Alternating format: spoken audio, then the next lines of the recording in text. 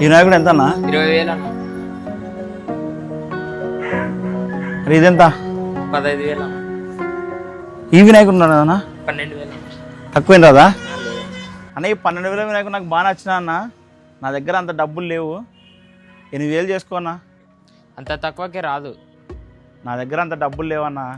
నీ ఫ్రెండ్స్ కాడ ఎవరితోనా ఉంటే ఫోన్ చేసి ఇప్పించుకో అన్న. నాకున్నది ఒకటే ఫ్రెండ్, వాడు కూడా ముస్లిము.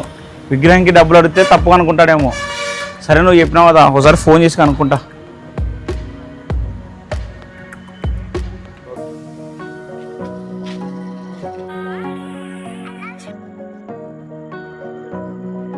హలో హలో బాయ్, ఇక్కడ నేను ఎస్ఆర్ పెట్రోల్ బంక్ దగ్గర వినాయకుని కొనడానికి వచ్చా.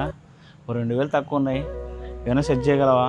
నేను మసీద్ పోతున్నాను, టైం అయింది, మళ్ళీ చేస్తాను, మళ్ళీ చేస్తా.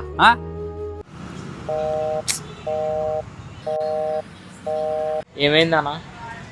నాకు తెలిసిలే అన్న, వాళ్ళు ఎట్లా ఇయ్యరు కానీ.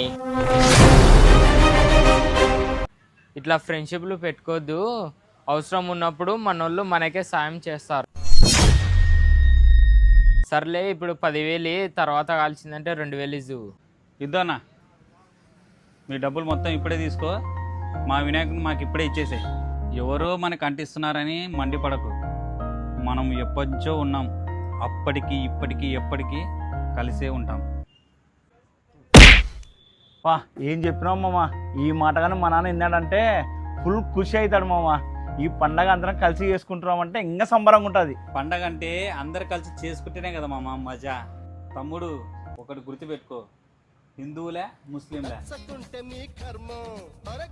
మన మానవత్వాలు మన ప్రేమలే శాశ్వతంగా.